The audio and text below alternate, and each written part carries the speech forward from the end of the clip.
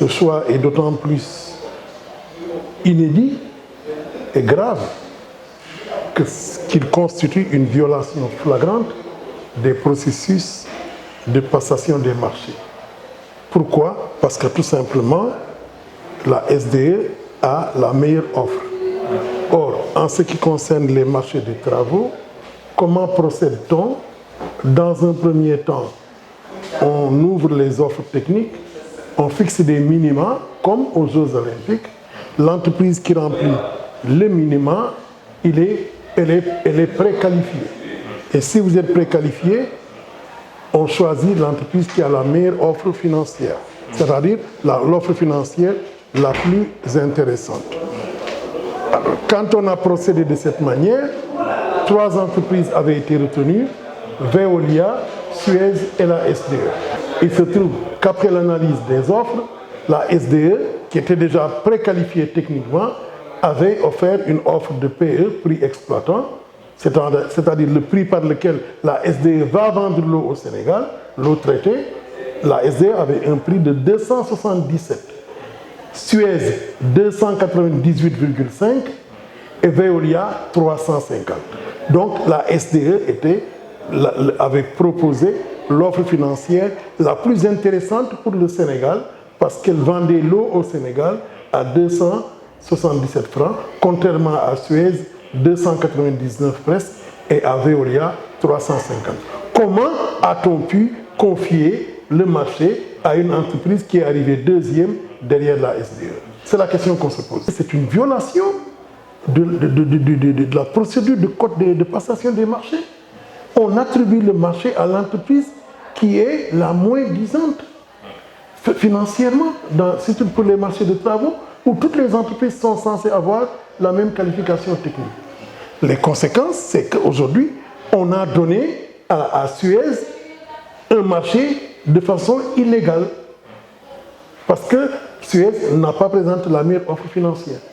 Les conséquences, c'est que la SDE, qui est constituée essentiellement d'entrepreneurs sénégalais à 43%, plus 50% des bailleurs de fonds, des fonds de pension étrangers, cette entreprise de droit sénégalais est délestée illégalement d'un marché qu'on a confié à une entreprise française. Qu'est-ce qu'il y a dans le capital de la SDE? 50% appartient à Eranov. Eranov, c'est des fonds de pension américains et français. Les 43% appartiennent à qui? Mansour Kama, Ablaye Bounefal, Feu Alioune Sow de CSE, Feu Yorofal et Félix Sanchez. Ce ne sont pas des Sénégalais. Pourquoi les Sénégalais qui contrôlent la SDE à 43%, on les a préférés à une entreprise qui est totalement, entièrement française? Alors que cette entreprise sénégalaise, pendant 22 ans, a offert les meilleures garanties de performance dans l'exploitation, la distribution de l'eau, au point que cette expertise sénégalaise s'exporte aujourd'hui en Afrique centrale et même en Arabie Saoudite. Le système de l'eau est géré par un élément que la SDE a envoyé là-bas. Donc moi je trouve que franchement, cette décision qui a été prise par le gouvernement sénégalais de donner le marché de l'eau provisoirement pour l'instant à Suez, pour moi c'est un véritable scandale. Moi je suis persuadé que si la SDE, si toutes les structures, les juridictions auxquelles la SDE va s'adresser font le travail correctement, cette décision sera cassée. Moi je garde cet espoir. Dans un premier temps, depuis hier, donc la publication de mardi 24 de l'attribution provisoire, la SDE a 5 jours pour faire ce qu'on appelle un recours en grâce, un recours gracieux, devant le ministère.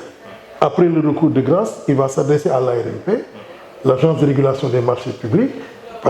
Il a 3 à 4 jours pour le faire.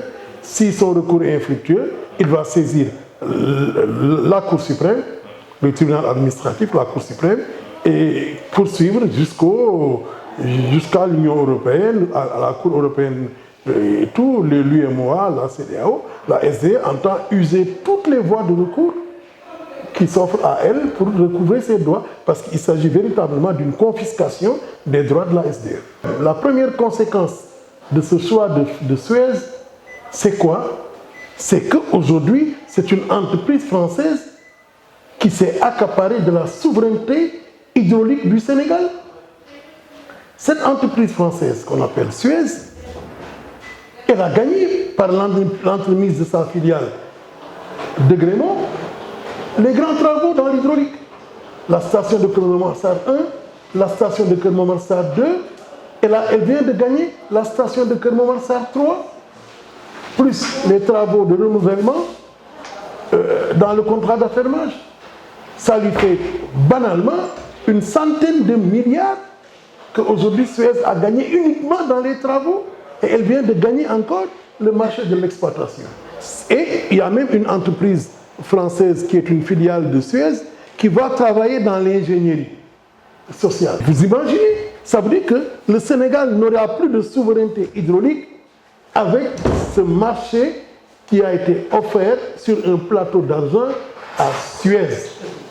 Toute la politique hydraulique est contrôlée aujourd'hui par les Français. On en a enlevé les Sénégalais. Et de façon illégale. Ça veut dire qu'il y a un conflit d'intérêts. Dans aucun pays au monde, on ne permet à une seule entreprise de contrôler tout le marché des travaux, ou l'essentiel, en même temps que l'exploitation. Et prendre chez les Sénégalais des marchés de travaux pour faire des renouvellements de branchements. C'est des petits travaux, d'ailleurs, que l'entreprise va sous-traiter à des entreprises sénégalaises. Cela veut dire que Suez va gagner illégalement beaucoup d'argent sans même travailler. Je pense que vraiment il faudrait que le gouvernement sache raison garder. On ne peut pas aujourd'hui, au XXIe siècle, pendant que les Sénégalais ont développé une très grande capacité dans la gestion, la distribution de l'eau, l'exploitation de l'eau, confier ce travail à des entreprises françaises qui vont tout faire pour réapprendre. Parce que la SDE est là depuis 22 ans. Mais ensuite, n'oubliez pas une chose, cette même Suez avait été retoquée en 1996 quand on a lancé le premier appel d'offres. Elle avait présenté une offre technique qui ne trouvait pas grâce aux yeux des entreprises de l'État sénégalais. L'État sénégalais avait trouvé insuffisante l'offre technique de Suez en 1996. Aujourd'hui, 22 ans après, alors que la SDE s'est installée, s'est incrustée dans la culture sénégalaise, avec un seul expatrié dans l'ensemble de la SDE, vous n'avez qu'un seul expatrié. Tout le reste, tous les cadres, tous les directeurs sont des Sénégalais. Et vous allez amener une entreprise française qui va occuper toutes les directions, qui va les faire occuper par des Français. Je pense qu'il est quand même temps que les Sénégalais aient un peu de fierté, que les Sénégalais ne puissent pas accepter qu'une telle perspective s'abatte sur nous. Mais où allons-nous si demain Suez a des problèmes d'argent? Ça veut dire que c'est tout le secteur de l'hydraulique qui va être bloqué. On ne donne pas tout à une seule et unique entreprise. Surtout un secteur stratégique comme l'eau. Le Sénégal est en train de prendre un gros risque. Et l'autre risque que prend le gouvernement sénégalais, c'est d'être blacklisté au niveau international. Ça veut dire quoi? Les entreprises vont dire, mais attention, au Sénégal, l'État peut décider souverainement, comme ça, de vous enlever un marché, de le confier à quelqu'un, même si vous avez présenté les meilleures offres financières et les meilleures offres techniques. Donc, c'est un État qui, d'autorité, peut s'immiscer dans les procédures de passation des marchés.